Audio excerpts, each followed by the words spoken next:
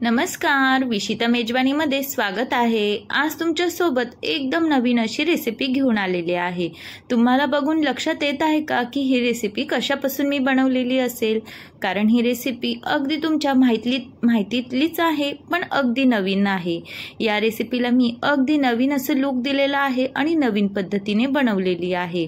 बऱ्याचदा आपण तोच पदार्थ खाऊन कंटाळा करत असतो आणि आपल्याला तो नकोसा होत असतो। तर अशा वेळेस आपण त्याच पदार्थामध्ये थोडासा चेंजेस केला तर तो पदार्थ आपल्याला आवडायला लागतो आणि आपण आवडीनेही खातो। तर हा पदार्थ मी अगदी आळूच्या पानांपासून बनवलेला आहे ना अगदी सुंदर आणि दिसायला तर खूपच छान दिसत आहे। तसाच तो चवीलाही एक नंबर झाला होता आणि करायला तर खूपच सोपा आहे।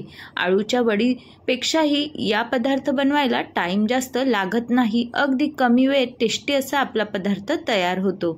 बघा किती छान असे आळूचे बॉल्स मी बनवलेले आहेत आणि हीच रेसिपी तुमच्यासोबत मी शेअर करणार आहे। चला तर मग रेसिपीला सुरुवात करूया। या ठिकाणी आपल्याला अळूची पानं घ्यायची आहेत। गावाकडनं अळूची पानं आणली होती। तुम्ही जर माझा गावाकडचा ब्लॉग बघितला नसेल तर तो तुम्ही नक्कीच बघू शकता। त्या ठिकाणी मी तुम्हाला मस्त अशी आमची अळूची पानं दाखवली होती। तीच गावरान पानं मी या ठिकाणी घेऊन आलेली आहे आणि त्याचे मस्त असे आळूचे बॉल बनवत आहेत। आपल्याला अशा प्रकारे पानं स्वच्छ करून घ्यायचे आहे आणि त्याच्या शिरा ह्या काढून घ्यायच्या आहेत, जेणेकरून आपल्याला पानं कट करताना त्रास होणार नाही। जर तुम्हाला अशा पद्धतीने शिरा कट करता येत नसेल, बघा माझ्याकडूनही पान फाटलं गेलं, तर तुम्हाला मी अजून एक सोपी ट्रिक सांगणार आहे, जेणेकरून आपल्याला चाकूने अशा शिरा काढायची ही गरज पडत नाही। या ठिकाणी आपल्याला पोळपाटावर असं पान उलट्या साईडने ठेवून घ्यायचं आहे आणि त्यावर लाटणं फिरवून घ्यायचं आहे। अशा प्रकारे जर आपण लाटणं फिरवून घेतलं तर मस्त अशा शिरा ह्या दाबल्या जातात आणि आपल्या पानाची वळकुटी ही छान अशी वळल्या जाते। बिलकुलही आपल्याला पानाचे गोल रोल करायला त्रास होत नाही। तर अशाच प्रकारे मी तुम्हाला बघा अजून एक पान मी तुम्हाला करून दाखवत आहे। अशा प्रकारे आपल्याला लाटण्याने पूर्ण पानांच्या शिरा ह्यात दाबून घ्यायच्या आहेत, जेणेकरून आपल्याला पानं चिरायला त्रास हा होणार नाही तर बऱ्याचदा या शिरांमुळे पानं हे आपल्याला चिरता येत नाही। आता ही सर्व पानं आपण स्वच्छ धुतलेली आहे, ते आता एकावर एक ठेवून घेतलेली आहे आणि त्याची एकदम टाईट असा रोल करून घ्यायचा आहे। अशा प्रकारे मी तुम्हाला व्हिडिओत दाखवत आहे। अशा प्रकारे तुम्ही रोल हा करून घ्या। त्यानंतर तुम्ही अगदी आपल्याला जेवढं बारीक कापता येईल तेवढं बारीक आपल्याला हे आळूच्या पानांचा रोल हा कट करून घ्यायचा आहे। शिरा आपण लाटण्याच्या साहाय्याने दाबून घेतलेले आहे, त्यामुळे आपल्याला अशा प्रकारे पानं कापण्यामध्ये बिलकुलही त्रास होत नाही। जर तुम्ही शिरा ह्या लाटण्याने दाबून घेतल्या नाही किंवा चाकूने काढून घेतल्या नाही तर तुमची ही पानं कशीच चिरल्या जाणार नाही आणि तुम्हाला हे पानं चिरण्यासाठी त्रासही खूप होईल, तसेच ही अळूवडी खूप खाजवल्या जाईल। त्यामुळे आपल्याला अशा प्रकारे शिरा ह्या नक्कीच दाबून घ्यायच्या आहे। बघा किती छान असे बारीक पानं चिरल्या जात आहेत। आता ही पानं मोकळी करून घ्यायची आहेत। जेवढे बारीक चिरता येईल तेवढे बारीक तुम्ही चिरून घ्या। त्यानंतर या ठिकाणी आपण 1 ते 1.5 वाटी या ठिकाणी ज्वारीचं पीठ घातलेलं आहे आणि त्यानंतर 1 ते 1.5 वाटी बेसन घालायचं आहे। जर तुम्ही फक्त बेसन घातलं तर हे वड्या खूपच चिकट होतील आणि व्यवस्थित लागणारही नाही। त्यामुळे अगदी खुसखुशीत होण्यासाठी आपल्याला या ठिकाणी बाजरीचं पीठ किंवा ज्वारीचं पीठ हे अवश्य घालायचंच आहे। त्यानंतर चवीनुसार मीठ घालायचं आहे आणि धना जिरा पावडर, हळद, लाल तिखट अशी बेसिक गोष्टी आपण यामध्ये घालून घेणार आहोत। लाल तिखट जर तुम्हाला घालायचं नसेल तर तुम्ही या ठिकाणी हिरवी मिरची लसूणची पेस्टही घालू शकता। त्यानंतर आपण या ठिकाणी बेसन पीठ घातलेलं आहे, त्यामुळे यामध्ये आपण ओवा घालणार आहोत। ओवा अशा प्रकारे हातावर क्रश करून घालायचा आहे, जेणेकरून त्याचा स्वाद हा मस्त असा पदार्थामध्ये मुरला जातो आणि ओवा घातल्याने आपलं पोटही दुखत नाही। त्यानंतर अर्धी वाटी चिंच आणि गुळाचा कोळ घातलेला आहे। चिंच गुळाचा कोळ घालणं हे जरुरी आहे। जर तुम्ही हे घातलं नाही तर तुमचे आळूचे पानं हे खूप खाजवल्या जातील आणि तुम्हाला बिलकुलही ते खाल्ल्या जाणार नाही आणि तुमच्या घशालाही खूप त्रास होईल। त्यामुळे या ठिकाणी चिंच गुळाचा कोळ आपल्याला घालायचा आहे आणि अशा प्रकारे पीठ हे भिजवून घ्यायचं आहे आणि त्यानंतर थोडंसं तेल लावून मी पीठ हे व्यवस्थित भिजवलेलं आहे। बघा अशा प्रकारे तुम्ही आकार देऊ शकता किंवा गोलही आकार देऊ शकता। या ठिकाणी मी गोलच आकार दिलेले आहे। मी तुम्हाला सुरुवातीला ज्या प्रकारे मुटकुळे बनवतो ते आकार देऊन दाखवला आहे तसा दिला तरीही हे मुटकुळे खूपच छान लागतात। पण या ठिकाणी मी थोडीसा वेगळा पदार्थ बनवायचा प्रयत्न केलेला आहे, कारण आपण पदार्थ जरी तोच बनवत असलो पण त्याला जर आपण आकार वेगळा दिला तर तो खायलाही छान लागतो आणि दिसायलाही छान लागतो आणि बघूनच ती गोष्ट आपल्याला खावीशी वाटत असते।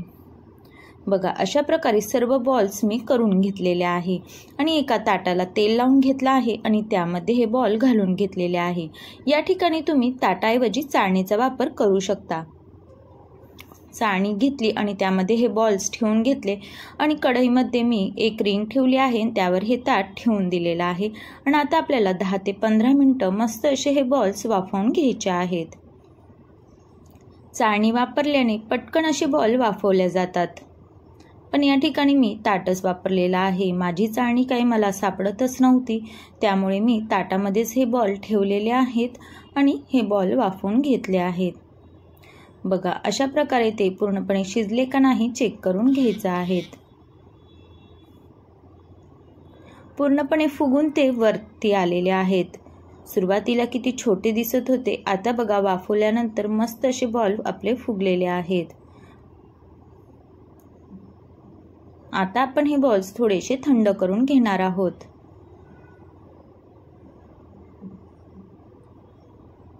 त्यानंतर आता आपण फोडणी करून घेणार आहोत, जेणेकरून ह्या आळूच्या बॉलची चव ही अजूनच छान लागेल।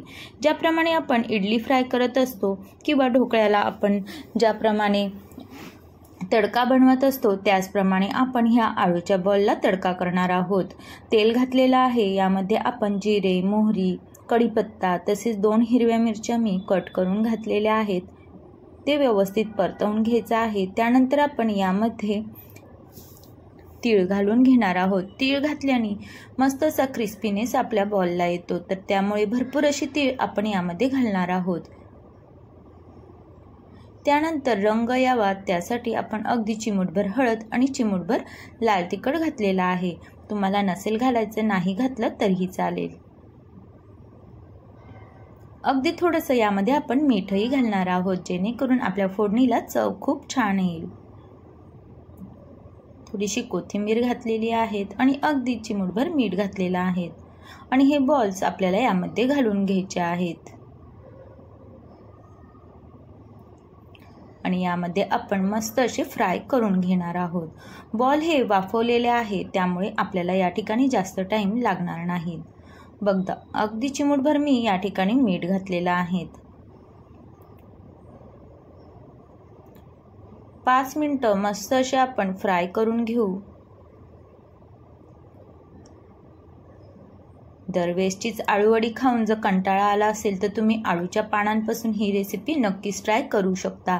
तुम्हालाही खूप आवडेल आणि थोडेसे चेंज म्हणून वेगळी रेसिपी ही आपल्या घरात तयार होते आणि मुलंही तेच रेसिपी बघून किंवा तोच पदार्थ बघून कंटाळा करत असतात, तर अशा प्रकारे थोडासा आपण त्याला नवीन लुक दिला तर मुलंही आवडीने खातात आणि आपल्यालाही ते बघायलाही छान वाटतं आणि आपल्यालाही जेवण बनवण्यास आवड निर्माण होत असते। तर त्यामुळे मी बऱ्याचदा पदार्थ तोच असतो पण त्याला वेगवेगळ्या प्रकारचा आकार देण्याचा प्रयत्न करत असते, जेणेकरून तो घरातलेही सर्वजण आवडीने खातील।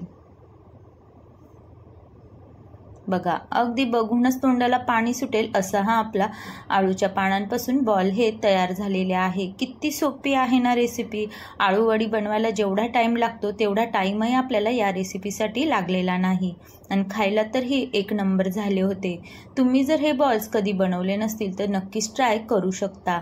शक्यतो ही रेसिपी तुम्हाला यूट्यूबवर कुठेच आढळणार नाही, कारण ही रेसिपी मी प्रथमच ट्राय केलेली आहे। तर तुम्हाला ही रेसिपी कशी वाटली कमेंट्स करून नक्की सांगा। अशाच छान रेसिपी बघण्यासाठी चॅनलला सबस्क्राईब करा। रेसिपी बघितल्याबद्दल धन्यवाद।